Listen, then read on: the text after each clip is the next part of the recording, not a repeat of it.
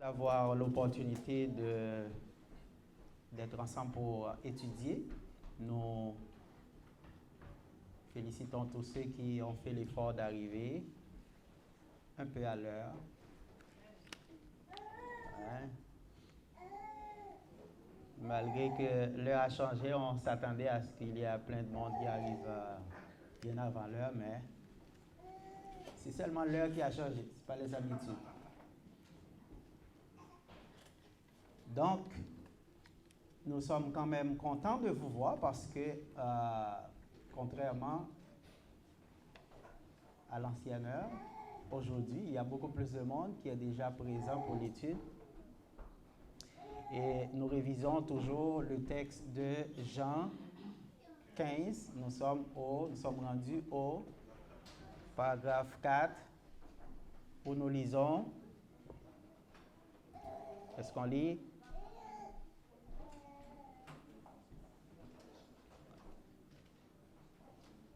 Demeurez en moi, moi en vous, comme le sarment ne peut pas porter de fruits de lui-même à moins qu'il ne demeure dans le cep. De même, vous non plus, vous ne le pouvez pas à moins que vous ne demeuriez en moi.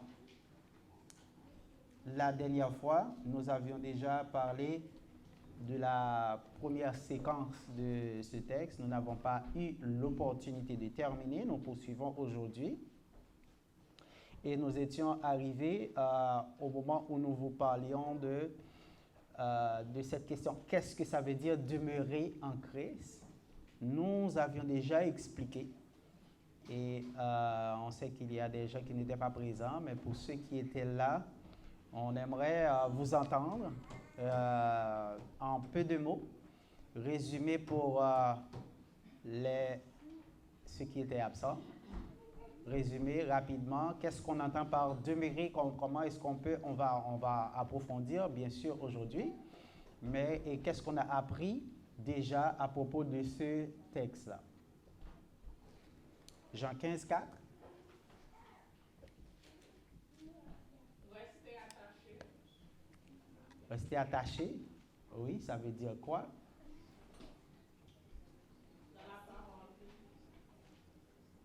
Rester attaché à la parole. D'autres personnes? Persévérer.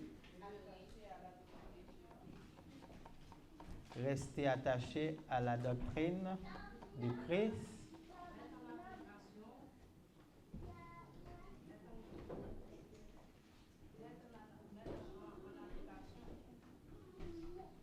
Mettre en application les notions de la doctrine, oui.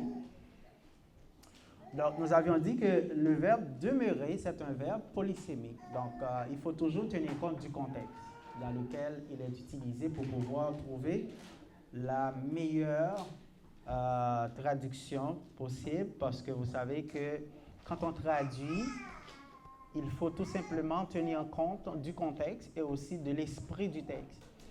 Parce qu'on peut dire tout ce qu'on veut si on ne tient pas compte du contexte. C'est pourquoi certaines fois, certaines personnes vont dire, écoutez, moi, la Bible est contradictoire parce que dans une partie de la Bible, par exemple, il est dit, tout homme est mortel, tout le monde va mourir. Dans une autre partie, il dit que si vous croyez en... Jésus a dit, si vous croyez en moi, vous ne mourrez pas. Vous n'allez pas mourir. Donc, c'est contradictoire.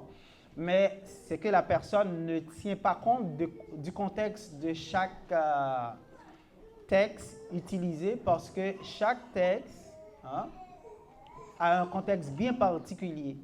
Il ne faut pas perdre de vue le contexte. C'est la chose la plus importante parce que si vous perdez de vue le contexte, vous allez vous embrouiller, vous n'allez rien comprendre et sûrement vous allez penser que la Bible est contradictoire, mais pourtant la Bible, c'est très simple à comprendre une fois qu'on est illuminé par le Saint-Esprit pour la comprendre. Donc maintenant, nous avions parlé de celui qui demeure. La dernière fois, nous avons parlé de Psaume 91, paragraphe 1er, celui qui demeure sous l'abri du Très-Haut repose à l'ombre du Tout-Puissant. Donc, on avait parlé, on voit toujours le verbe demeurer. On a parlé du verbe demeurer, on a expliqué ce que cela veut dire. Nous avions vu Yashaba, demeurer, persévérer. Donc, celui qui persévère, celui qui demeure, c'est celui qui persévère. C'est celui qui reste attaché à la parole. Donc maintenant, celui dont on parle ici, mais c'est qui? Ça identifie qui exactement? C'est là qu'il est important de savoir. Est-ce que c'est n'importe qui peut rester attaché? Est-ce que c'est n'importe qui peut persévérer dans la doctrine du Seigneur? Non. Question pour vous.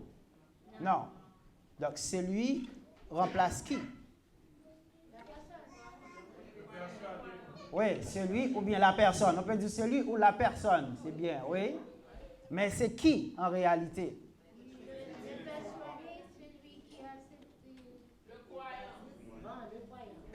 Le croyant.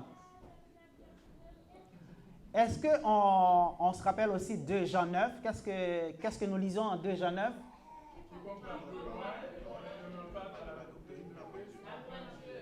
Celui qui va en avant et qui ne demeure pas. On a toujours les 2 mots que nous scrutons ici. On a celui et demeurer.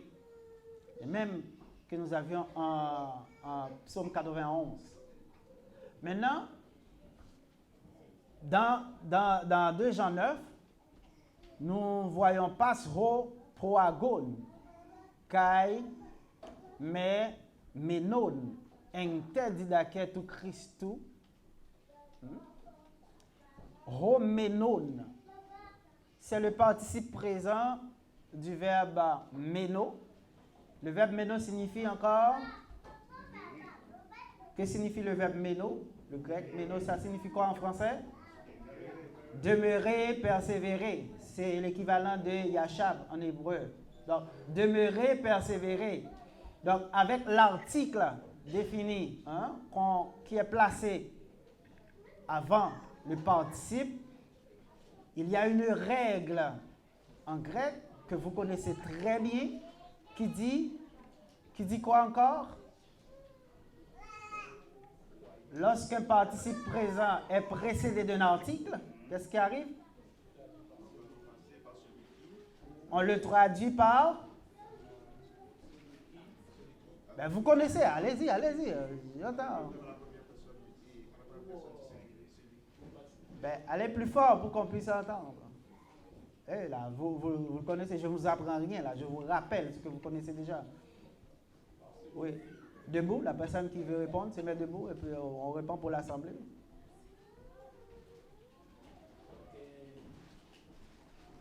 Lorsque le participe présent précède le verbe, est précédé d'un article. Donc on traduit ça par celui qui, ou du moins ça. On le traduit par celui qui, suivi du verbe à la 3e personne. Ça peut être singulier ou pluriel, parce que si on a le pluriel, si c'est ce, bien ça va être le pluriel. Mais si c'est la 3e personne, c'est singulier, on va le traduire, on va prendre le verbe au présent, 3e personne. Ça peut être singulier ou pluriel. Okay? Donc, quand on dit roméno, donc roméno, ro, article défini, roménon, je m'excuse, roménon, ro, article défini, ménon, participe présent du verbe méno signifiant demeurer. Donc, on peut le traduire par celui qui demeure. Celui qui demeure. Vous êtes là? Celui qui demeure. Ou bien, on peut le traduire, si le verbe est approprié pour le faire, on peut le traduire par un nom tiré du verbe. Donc, celui qui demeure, est-ce qu'on peut trouver un nom? Le demeurant. On peut avoir le participe présent. Donc on voit ici la règle qui nous indique que ici, c'est peu importe la personne qui, en quelque sorte, demeure dans la doctrine de Christ, c'est cette personne qui a le privilège d'être connectée avec Dieu. Mais on dit que celui ici remplace, est mis pour le persuader. Parce qu'on ne peut pas demeurer dans la doctrine de Christ sans être préalablement persuadé des 4 éléments de l'Évangile, sans avoir reçu l'Évangile pour être né de nouveau. Nous pouvons voir également, et quand on parle de demeurer, ou bien habiter, on peut demeurer aussi peut-être traduit par habiter. On peut voir Psaume 23, paragraphe 6, là où David a dit « J'habiterai dans la maison de Yahweh ». J'habiterai dans la maison de Yahweh. Mais on sait, David était qui encore? C'était le roi d'Israël. Et la maison de Yahweh dans ce temps était le temple. C'était le temple qui était considéré comme la maison de Yahweh. C'est pourquoi vous allez entendre qu'il va dire « Je suis dans la joie quand on me dit « Allons à la maison de Yahweh ». Hein? Donc, le temple se trouvait à Jérusalem et c'était le lieu de rencontre entre Dieu et les hommes par le biais des sacrificateurs surtout qui avaient accès au lieu très saint une fois l'an pour présenter les sacrifices. Donc, dans le Nouveau Testament, selon la Nouvelle Alliance, la maison de Dieu, c'est l'Église.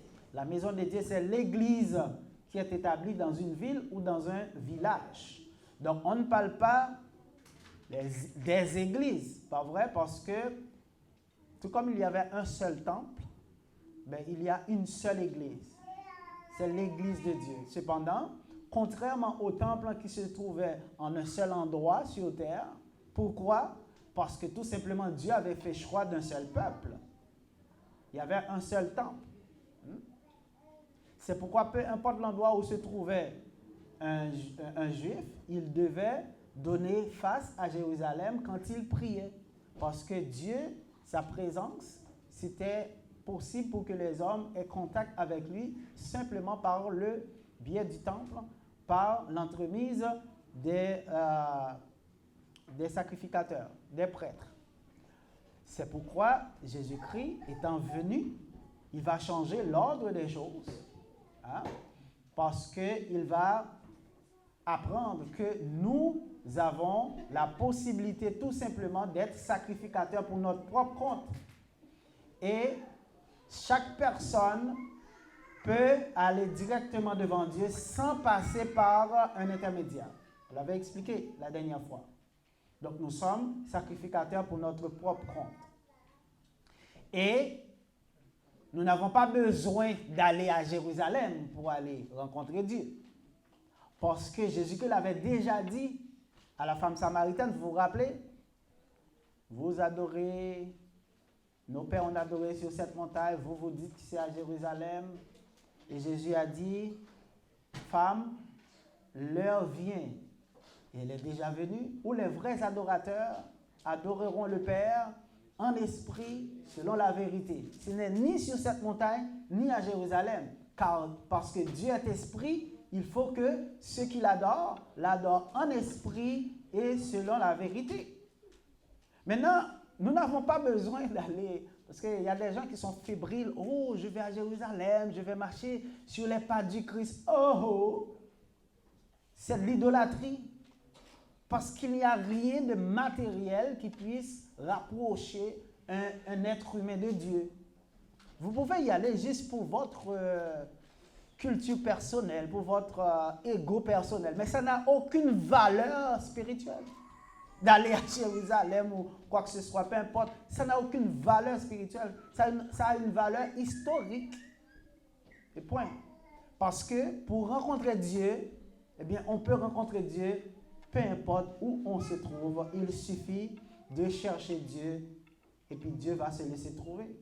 Puisque ce n'est ni à Jérusalem, ni sur une montagne, ni dans un endroit particulier que la présence de Dieu est. Dieu est omniprésent et on peut le rencontrer partout. C'est pourquoi, maintenant, comme la route est tracée pour toute l'humanité, une fois que Jésus-Christ avait dit « prêchez l'évangile à toute la création, à tous les hommes », maintenant, ce n'est plus à Jérusalem, mais c'est dans chaque ville ou village où l'Église est établie qu'on peut trouver la présence de Dieu. Donc, c'est dans cette assemblée qu'on doit demeurer. Hein? Donc, on demeure, on persévère dans l'assemblée qui se trouve dans la ville ou le village où nous nous trouvons. C'est clair pour tout le monde? Question? Ouais, bon, ma question, je veux aller plus loin. Quand on prend l'obligation du chrétien de demeurer, de rester ensemble, de persévérer, donc on voit que le chrétien, peu importe le cas, sauf s'il est malade, il doit être là. Donc, je prends l'exemple de ce qui se passe en Haïti et puis ce qui s'est passé en Chili. Donc, si on regarde avant, surtout dans Actes, donc les chrétiens étaient restés ensemble et dans la persécution aussi, on a quelques exemples que les chrétiens étaient restés ensemble. Donc, dans la persécution, c'est quoi le rôle si les chrétiens ne peuvent pas, par exemple, se déplacer tout le temps, est-ce qu'il y a une obligation de la part C'est tellement difficile, la question ne peut même pas arriver. Est-ce qu'il y a une responsabilité de la part des anciens de chercher à mettre ces gens ensemble dans un lieu afin que... Ok, je comprends la question que vous voulez poser. Là, c'est une question qui a rapport avec quelque chose de spécifique, d'une situation dans un lieu ou dans un endroit ou dans un pays quelconque. Mais laissez-moi vous dire, la persécution ou bien des problèmes politiques ou peu importe ce que vous pouvez y trouver, ce n'est pas nouveau. Ce n'est pas une invention du 21e siècle. Ça existait depuis la nuit des temps. Ceux qui ont connu des persécutions, ce sont les premiers chrétiens, principalement. Parce que les autres, ils ont été virtuellement tués. Vous vous rappelez ce que Néron a fait? Il a brûlé des chrétiens, tellement il y avait des chrétiens qui brûlaient. Mais la flamme qui sortait des chrétiens qu'on brûlait éclairait toute la ville de Rome. Donc vous pouvez avoir une idée. Malgré tout, l'Église se réunissait, mais en secret. Si vous ne pouvez pas aller adorer dans le lieu qui est désigné à cet effet, ben, vous pouvez toujours vous arranger pour adorer, même si c'est un petit nombre. Si l'Église adore, si l'Église se réunit, vous devez être là. Si, par exemple, pour vous, c'est impossible d'atteindre ce lieu d'adoration en raison de sécurité, ben, à ce moment-là, vous avez quelque chose qui vous empêche d'y aller. Ce n'est pas vous qui choisissez de ne pas y aller, mais c'est les circonstances qui sont indépendantes de votre volonté qui vous empêchent d'être présent. On peut utiliser la même chose pour la maladie. Vous êtes malade, vous ne pouvez pas vous déplacer pour venir adorer. Ce n'est pas un choix que vous faites. Vous ne choisissez pas d'être malade. Donc, tout ce qui sort de votre volonté, tout ce qui n'est pas en votre pouvoir, eh bien, vous n'avez aucun contrôle dessus. Vous avez le contrôle sur ce que vous avez comme décision de venir ou de ne pas venir. Mais il y a des gens qui bravent le danger quand même pour aller adorer. Et en passant, même si vous entendez tout ce que vous entendez en Haïti, l'Église adore tous les dimanches. En petit nombre, certes, mais ils adorent toujours. Mais chaque personne prend sa responsabilité de venir ou de ne pas venir. Parce qu'on ne peut pas dire s'il y a un danger imminent pour la sécurité de la personne, ben on dit que vous devez être là. Non. Vous estimez, vous, est-ce que c'est possible pour vous d'être là? C'est à vous de choisir. Et parce que votre âme, ça vous appartient, la relation entre Dieu avec vous, c'est vous qui gérez ça. Ce n'est pas à l'Église de dire que vous devez être là ou de rester chez vous. Donc, ça dépend. La décision va être prise pour ne pas adorer si on sait qu'il y a un danger pertinemment qui est présent sur la vie qui empêche aux gens d'être là. Donc, à ce moment-là, c'est ça. Bon, justement, c'est là ma question. Donc, si l'Église fait ça, l'Église peut comme s'arranger pour permettre à ces gens d'être là pour adorer. Ça veut dire une invitation d'être ensemble dans un lieu qui soit près du lieu de l'adoration. Mais ça ne va pas être jamais prêt pour tout le monde. Ça, c'est comme si tu dis, OK, il y a un problème à Montréal, non, mais on va se réunir, par exemple, je ne sais pas moi, on va réunir à Anjou, je prends ma ville, on va réunir à Anjou. Et ceux qui vont venir, et ceux de Montréal, non, si vous en faites. Mais s'ils sont déjà là, c'est-à-dire, s'ils restent là... Bon, on va pas dans les détails, si, on peut mettre Paris en bouteille, mais la règle, c'est que lorsque l'Église réunit, si l'Église sait qu'il y a un danger, il va prendre une décision pour la sécurité des membres, pour qu'on puisse se réunir à un moment où il y a moins de danger. Par exemple, en Haïti, je sais qu'ils se réunissent beaucoup plus tôt, parce que les vagabonds sortent plus tard. Donc ça résout le problème. Je ne vais pas continuer là-dedans, non, pas mais, je réponds à la question. Non, tu peux ne pas être satisfait, mais je ne peux pas. Frère Vladimir, je te dis, s'il y a un danger, on va choisir une autre tranche d'heure où il y a moins de danger pour tout le monde, pour qu'on puisse être là. Je ne sais pas qu'est-ce que tu veux que je te donne comme réponse, mais c'est une situation exceptionnelle, décision exceptionnelle. Okay? Parce que ça commence,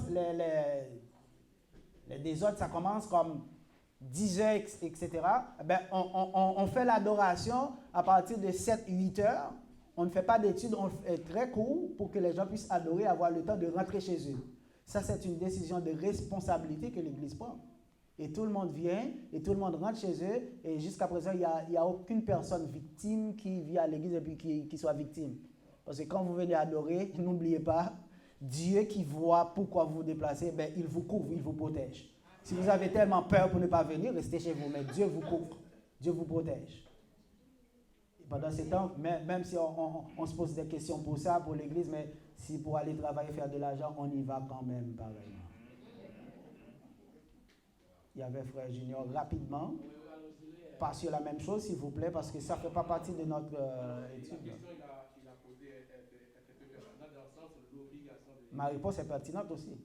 Mais je pense que tu as échappé quelque chose. Tu as une réponse beaucoup plus pertinente? Oui, en fait. Allez-y. Parce que lui, il a parlé de l'obligation de l'Église, mais le contexte est différent. Parce que là, si on prend une situation générale et par rapport à la persécution spécifique de l'Église, parce que si l'Église n'est pas persécutée, les chrétiens ne sont pas visés, fait que... Mais c'est ce que j'ai dit. Oui, donc fait que les anciens n'ont pas vraiment une obligation, mais ils peuvent faire des choses. C'est ce que j'ai dit. Tu dis que ma réponse n'est pas pertinente, ma réponse est pleinement pertinente, si vous voulez. Parce que je lui ai dit, si les anciens sont au courant qu'il y a un danger qui plane sur l'Église, sur les chrétiens, ils ont la responsabilité de protéger les membres de l'Église. Ils vont prendre la décision qui s'impose, dans le contexte qui s'impose. Je ne peux pas dire c'est quoi. Mais si c'est un danger général pour la population générale, ça ne vise pas l'Église en particulier, donc ça n'empêche pas l'Église de se réunir. Maintenant, qu'est-ce qui arrive? Je donne un exemple concret. Eh bien, si on sait que le grabuge va commencer à partir de 10 heures, eh bien, l'Église qui savait se réunir à 10 heures, eh bien, on devance l'heure d'adoration. On commence à 8 heures pour pouvoir terminer. Et la décision que l'Église prend, on ne fait pas l'étude à ce moment-là, on fait l'adoration parce que l'étude, c'est optionnel à ce moment-là. L'adoration, c'est obligatoire. Donc, on vient, on fait l'adoration, et bien ça se fait très court. On a adoré et on est rentré chez soi bien rapidement. Et si vous voulez aller dans la manifestation après, dégageons. Quand il y a l'attente de la marée, quand il y a l'attente de moi sous tanne dans la rue après les pour président aller, c'est toute parole, tête chargée. Je ne sais pas qu'on côté dans la Bible là, ça écrit là. Et pas ça n'a pas de rapport avec Dieu. Hein? Ça n'a pas de rapport. Réglez cause, mais quittez bon Dieu. Mais ils ont mélangé tout le bagage. Ça, c'est politique, nous ne pouvons pas rentrer là-dedans, mais en tout cas, frère Dimi, on est si clair avec réponse, mais nous ne sommes pas capables de l'autre réponse qui est plus claire que ça. Si vous avez un danger, l'Église a pour responsabilité pour protéger la communauté. C'est aussi simple que ça. Que ce soit déplacer réunion dans une tranche d'heure, il n'est pas capable de déplacer le 2 jours, par exemple, parce que c'est le premier jour qu'on adore. Donc, on a déplacé dans une tranche d'heure, capable pendant les 12 premières heures de la journée, on peut déplacer l'adoration à un moment côté qu'il y a moins de danger pour la communauté. Donc, les responsables de l'Église, ce sont des responsables. Avec la technologie maintenant, on peut, même si on n'est pas public. Oui, pour la communication, on peut communiquer. Oui, frère France. C'est très simple, puisque sa question de base était est-ce que les anciens allaient faire quelque chose? Ta réponse était oui, j'allais juste dire oui. Oui. À situation particulière, décision particulière. Donc, chaque situation, dans chaque situation qu'on est, on va adopter un comportement qui est approprié à cette situation. Parce que là, on peut parler, on peut beau faire des discours. Quand on n'est pas dans la situation, on ne sait pas. Donc, tout ce qu'on fait là, c'est du... comprends? Mais c'est quand on est dans la situation, on va savoir quel comportement adopter pour s'ajuster à la situation qui est en face. Les premiers chrétiens, qu'est-ce qu'ils faisaient? On les pourchassait, on les matraquait, on les tuait, mais qu'est-ce qu'ils ont fait? Ils ont eu un code de langage, comment ils devaient se rencontrer. Et puis, ils se rencontraient en secret, ils l'adoraient en secret. Bon, pour se protéger. Mais la situation se passe en Haïti et à Chili, donc on est plus ou moins concerné. En tant qu'Haïtien, on est concerné, mais l'Église de Montréal n'est pas concernée, par exemple. Bon, mais c'est ça que je veux dire. On est concerné parce que ce sont nos frères, nos sœurs qui adorent. Oui, on est préoccupé, on est empathique à la situation, mais on n'est pas concerné au premier chef. Parce qu'on ne peut rien faire. On peut rien faire. Donc, alors, je ne sais pas concerné en personne.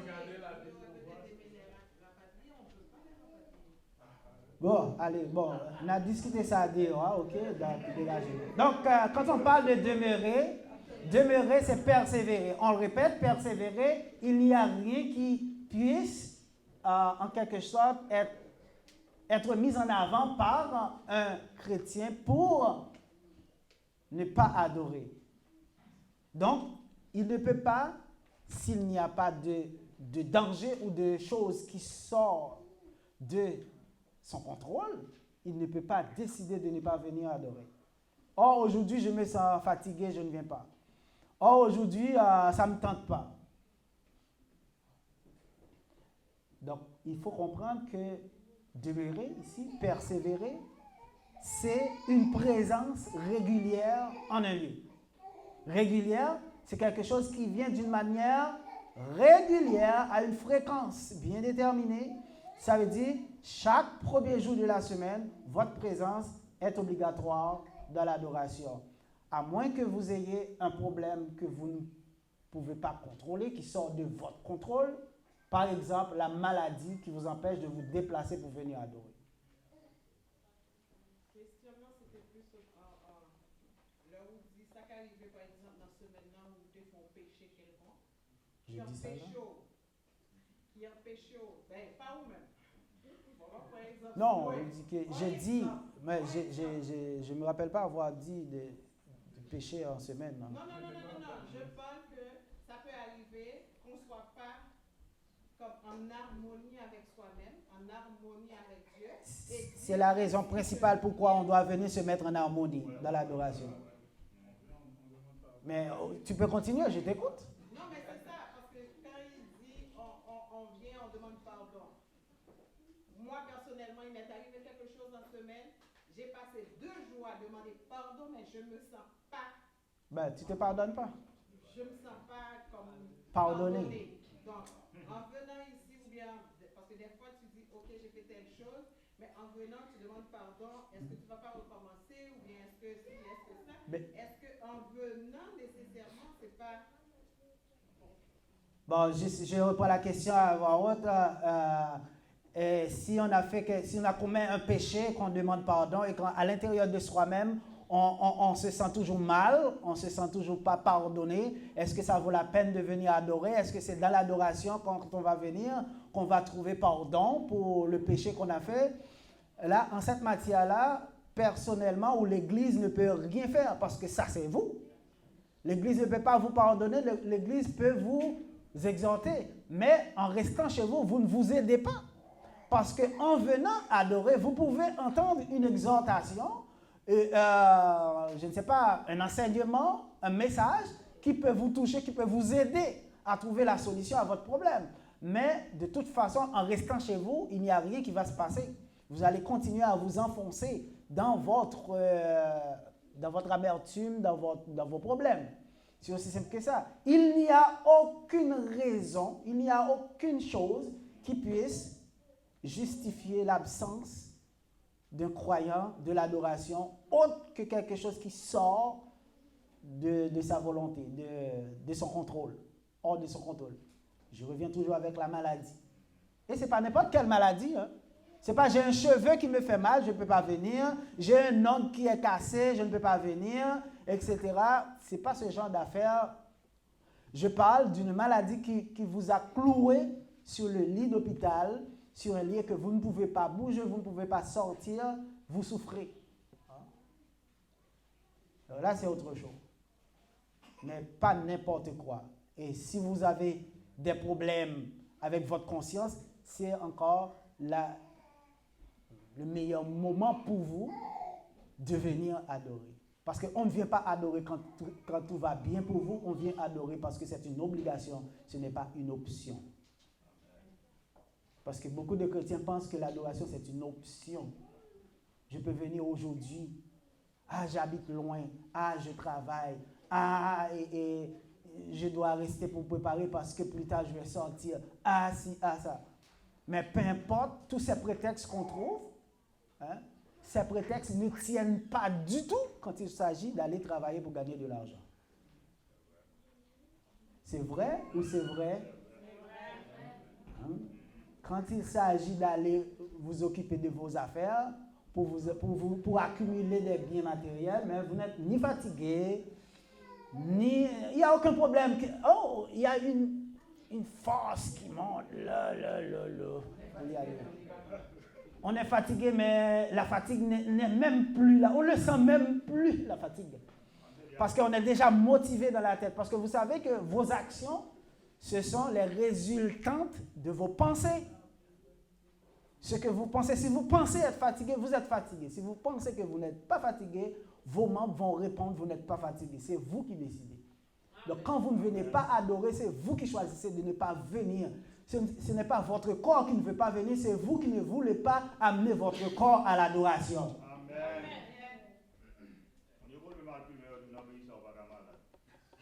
Oui, quand il s'agit d'aller travailler, oui, en Amérique du Nord, on ne peut pas malade. On n'a pas le droit d'être malade en Amérique du Nord. Quand il s'agit d'aller travailler. Mais quand il s'agit de venir adorer, Yahweh, ouais, tout bagaille. Et oui, il voit, et il voit très bien. Il voit très bien. Oui, donc... Est-ce que dans la situation de la sœur, est-ce qu'il ne s'agit pas d'un problème de foi? Parce que si elle ne peut pas se pardonner, est-ce que ça peut être un problème de foi? Mais la première chose, quand vous demandez quelque chose, croyez que vous l'avez reçu et vous le verrez s'accomplir. Donc, c'est un problème de conscience. C'est un problème qui est intrinsèquement lié à la personne même. Parce que si vous ne croyez pas quelque chose, même si cette chose est vraie, eh bien, il y a un problème. Même si on peut demander pardon, mais si on sait qu'on ne mérite pas le pardon, par exemple. Mais ça dépend, parce qu'on n'a pas le contexte de ce que la sœur a dit, là. Ça dépend de chaque contexte. Si je demande pardon pour quelque chose, mais je continue à faire la chose, je demande pardon, je continue. Là, tu te moques de Dieu ou quoi? Mais il faut arrêter de le faire pour qu'on puisse être pardonné, là. Non, elle a dit, elle a demandé pardon, mais Ben, on va pas rester là-dessus, on reste dans le principe. Le principe, c'est quoi? Parce qu'on ne connaît pas le contexte, on ne connaît pas la réalité de ce qu'elle dit. Elle avance quelque chose juste comme ça. Mais ce qui est important, c'est de savoir, si on demande pardon, il faut savoir qu'on est pardonné. C'est la première chose. Si on ne veut pas croire qu'on est pardonné, ben, il y a quelque chose en soi qu'il faut aller voir. Qu'est-ce qui m'empêche de croire que je suis pardonné quand je demande pardon à Dieu? Qu'est-ce qui m'empêche de croire que je reçois le pardon? C'est à moi de savoir. Là, moi, je ne peux pas savoir qu'est-ce qui se passe dans la tête, qu'est-ce qui est à l'intérieur. Je peux vous dire comment vous comporter. Tout ce que vous demandez dans la foi, par la foi, croyez que vous l'avez reçu et vous le verrez s'accomplir. C'est une question de foi. Est-ce que c'est une manque de foi qui fait qu'on estime qu'on ne mérite pas telle ou telle chose? Bien, à ce moment-là, il faut travailler pour augmenter sa foi.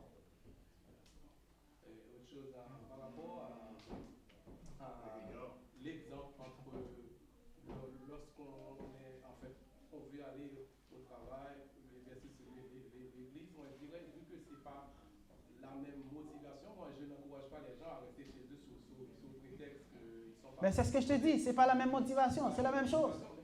Et donc à l'église, c'est un choix. On peut se rendre au travail et puis tout en restant contrarié et faire ce que le boss a demandé de faire. Oui. Mais à l'église, c'est une autre prédisposition. On peut trouver différents types de contextes, de scénarios. On ne va pas rentrer là-dedans, là. On peut trouver tout type de prétexte pour justifier son absence de l'église. Mais peu importe le plus bel prétexte que vous pourriez trouver, ça ne marchera pas avec Dieu. Il n'y a pas de prétexte. Votre présence est obligatoire lorsque le corps est réuni en tant que membre, vous devez être là. Aucun prétexte qu'on peut avancer ne peut vous décharger de cette responsabilité. Aucun. D'ailleurs, si vous n'êtes pas en mesure, si vous n'êtes pas content, arrangez-vous pour vous mettre content. Arrangez-vous. Le problème, c'est à vous de le solutionner s'il n'y a personne d'autre, parce que ça se trouve à l'intérieur de vous. Est-ce qu'il y a un passage de la Bible qui dit « Quand tu es content, viens adorer. Quand tu n'es pas content, reste chez toi. » Mais je vous pose une question aussi. Parce qu'il y a des questions que vous me posez. Moi, je vous pose la question parce que j'aimerais bien que vous me donniez la réponse. Il n'y a aucun passage de la Bible qui dit « Viens adorer quand tu es content. » Reste chez soi quand tu es fâché. Quand tu as péché, reste chez toi. Il n'y a aucun passage dans la Bible qui dit ça. En restant chez soi, on est en train de creuser sa tombe. On creuse sa tombe en restant chez soi. Parce qu'il n'y a rien qui va se passer. Vous allez vous noyer dans vos pensées négatives. Dans le péché, vous allez vous embourber beaucoup plus. Eh bien, il faut sortir parce que l'environnement dans lequel vous êtes peut vous influencer à changer.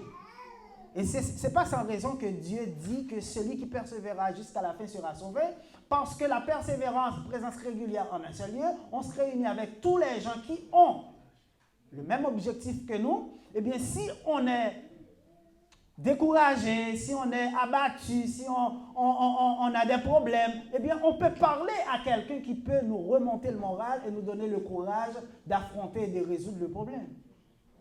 Mais si on reste chez soi, on coupe le contact avec tout le monde, vous pensez qu'il y a quelque chose qui va changer? Non.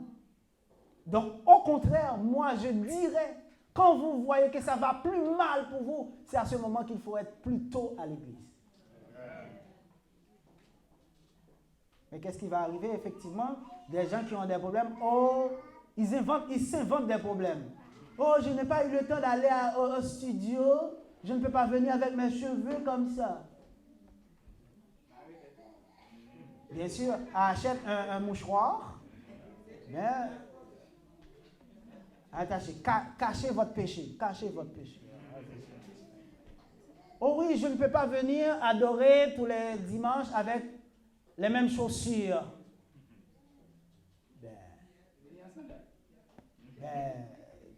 Tu peux lui donner une autre couleur, acheter différentes couleurs, et puis changer les couleurs. Je ne sais pas, moi. Des choses tellement futiles que les gens avancent pour se conforter dans leur infidélité. Parce que quand vous ne venez pas adorer, vous êtes infidèle. C'est que ça, parce que vous faites quelque chose contre la volonté de Dieu. C'est important de comprendre. Donc, demeurez en moi. Demeurez en moi comme moi en vous.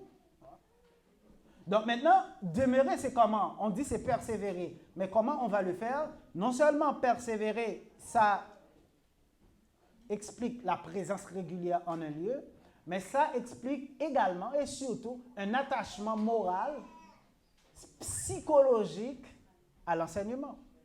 Il faut aimer l'enseignement. Si vous aimez quelque chose, il n'y aura aucun prétexte qui va vous décourager de faire cette chose que vous aimez. Si vous aimez Dieu, si vous aimez l'enseignement, si vous aimez l'adoration, il n'y a aucun prétexte qui va vous empêcher de venir faire quelque chose que vous aimez. C'est parce que vous n'aimez pas l'adoration. C'est parce que l'adoration pour vous, c'est une obligation. Vous venez par obligation et non par amour. Mais si vous avez de l'amour pour ce que vous faites, mais il n'y a rien qui va vous empêcher de venir vous acquitter de vos obligations. Rien. Chers amis, David avait dit, j'habiterai dans la maison de Yahweh. Mais ce n'est pas parce qu'il allait déménager dans le temple. C'est parce que dans sa tête, il allait conserver les règles de la maison de Yahweh, les commandements de Dieu, dans son esprit, dans son intelligence. Il allait les appliquer, à savoir les mettre en pratique chaque jour jusqu'à la fin de ses jours. Donc David était conscient que l'application des commandements de Dieu demandait un effort venant de son fort intérieur. Une décision qui vient de l'intérieur. Donc quand je ne viens pas adorer, c'est une décision qui vient de mon fort intérieur. Je décide dans mon cœur, dans mon âme, je décide de ne pas venir adorer. Aujourd'hui, il y a des gens qui ne viennent pas, qui décident de ne pas venir. Si adorer Dieu est une option pour vous, eh bien le salut aussi est une option. Je vais reprendre pour que tout le monde puisse comprendre. Si adorer Dieu, si persévérer est pour vous une option, eh bien le salut aussi pour vous est une option. C'est-à-dire, quand on est dans une question d'option, ben vous pouvez aller à gauche ou à droite ou au milieu, etc. C'est des options.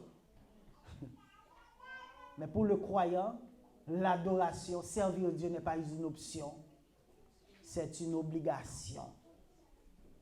Mais c'est une obligation qui doit être faite avec amour. Vous devez vous acquitter de cette obligation avec amour. En reconnaissance de toutes les bénédictions que Dieu vous accorde. Demeurez en moi. Jésus exhortait les disciples à fixer leur regard, c'est-à-dire à s'attacher à son enseignement, à persévérer dans sa doctrine. Ici, on voit une métaphore. Ce n'est pas au sens concret. Donc, demeurez en moi. En moi. Donc, Jésus dit en et moi. En moi. En, préposition qui marque ici l'absence de tout mouvement. Donc, quand il dit demeurer en moi, c'est dire ne pas bouger. Mais qu'est-ce que ça veut dire? Est-ce que c'est être dans l'adoration, rester là constamment sans bouger? Non, non, non, non. Ne pas bouger au niveau de l'intellect, au niveau de l'attachement qu'on accorde à l'évangile. Ne pas abandonner l'enseignement. C'est-à-dire, même si on n'est pas réunis en assemblée, mais dans votre esprit, vous devez toujours avoir la parole de Dieu présente dans votre cœur. C'est pourquoi vous devez toujours réviser les décodages. On est au 21e siècle. Vous avez la possibilité d'avoir tout disponible en ligne sur les médias sociaux. Si je demande combien de personnes a pris la peine de réviser l'étude qu'on a présentée dimanche dernier, combien de personnes? Moi, je l'ai révisée. environ disons une dizaine de personnes pour faire un chiffron. Une dizaine. Vous vous rendez compte? Le nombre qu'on est, ben, ils sont là. Combien de personnes qui, et je vais vous poser la question, Yahweh, il a vu tout ce que vous avez fait pendant la semaine et il sait tout. Il sait quand vous vous levez, quand vous vous couchez. Il sait ce que vous faites à chaque seconde de votre vie.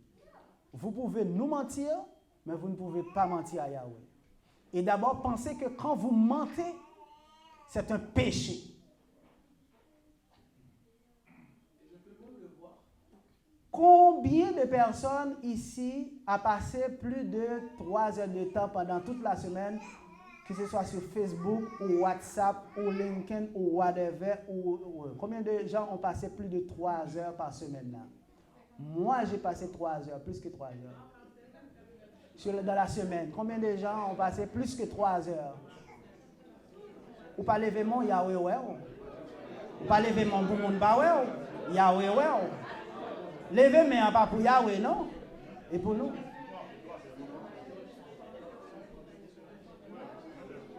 On connaît des gens qui parlent lever mais on comprend de grands gens qui pas ni LinkedIn, ni WhatsApp, ni Facebook. Ils pas gagner ça je comprends.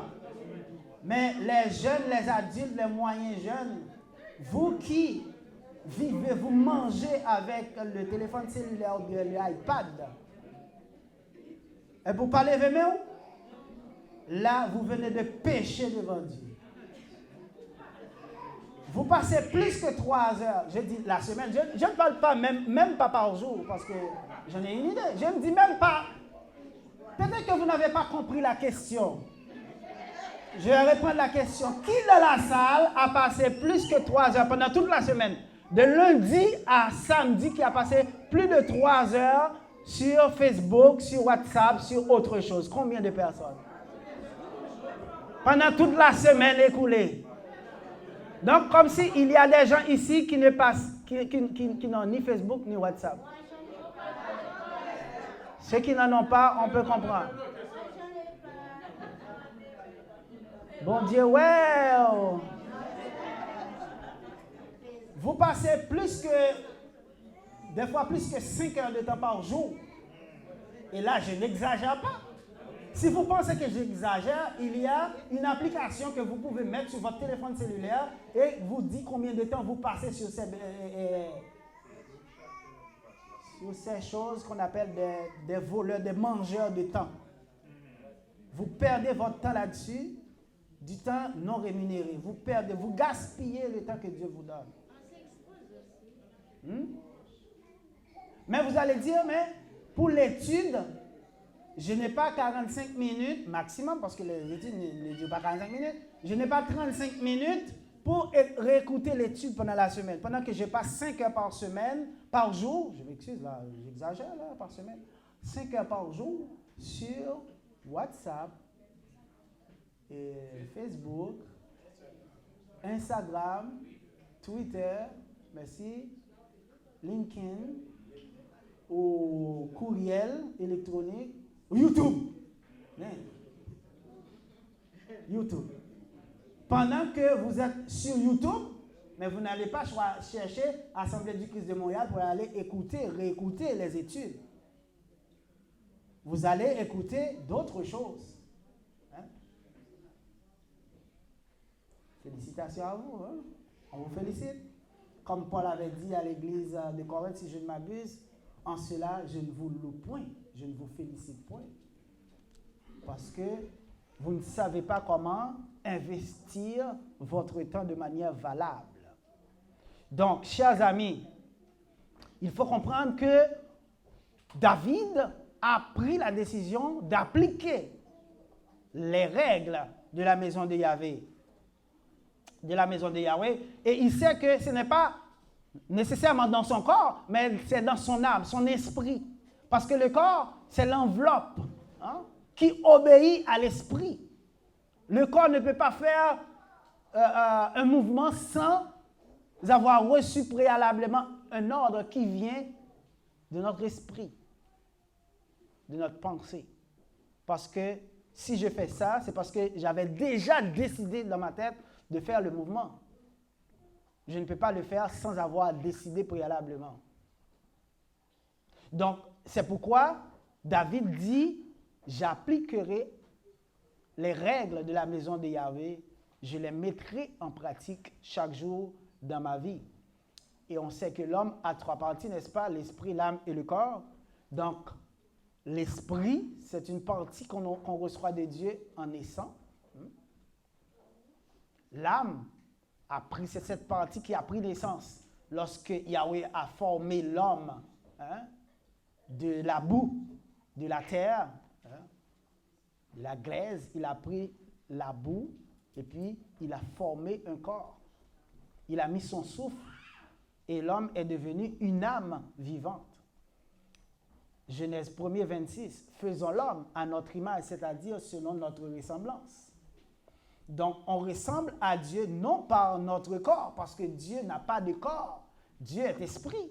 Mais on ressemble à Dieu par notre esprit, par notre intellect, parce que Dieu est la source de la connaissance. Nous ressemblons à Dieu par le biais de notre intelligence. Et c'est ce qui nous distingue des autres créatures de Dieu. Les animaux ont aussi un corps comme nous. Ils saignent comme nous. Mais les animaux n'ont pas reçu l'Esprit de Dieu. Ils n'ont pas une âme intellective. Ils ont une âme sensitive qui leur permet d'éprouver la souffrance aussi. Mais les animaux ne peuvent pas enseigner, par exemple. Quand vous regardez La planète des singes, là, c'est un film, hein? Les singes qui trônent sur les humains, etc. C'est du cinéma. Mais peu importe le quotient intellectuel qu'on peut accorder, attribuer à un animal, il demeure un animal et il ne peut jamais arriver au niveau de l'humain parce que l'humain est formé à l'image de Dieu. Et nous avons reçu l'Esprit de Dieu. C'est par cet esprit que nous ressemblons à Dieu. C'est pourquoi Dieu nous appelle des dieux, parce que nous avons en nous une partie de Dieu, qui est le souffle de Dieu, qui a été mis dans la matière, qui fait qu'on est devenu une âme vivante.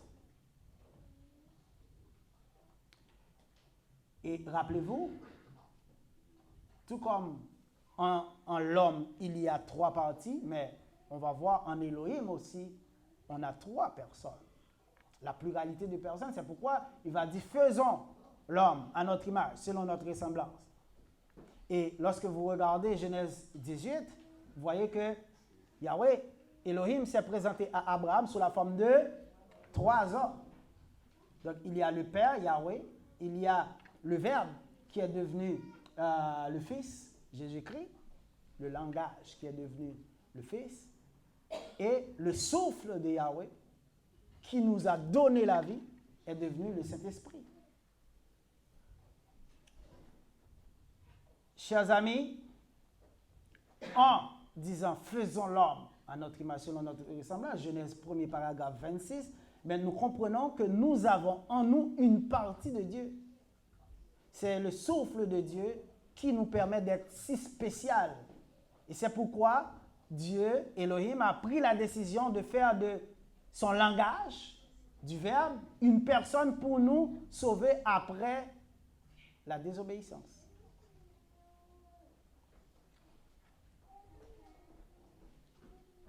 Est-ce qu'il y a des questions? Parfait. Donc, on va s'arrêter ici parce que il est présentement 10h25. On va faire place à Frère Franz. 11h25. 11h25, c'est ça? Et on va faire place à Frère Franz pour la suite. Que grâce et paix de Yahweh soit à vous.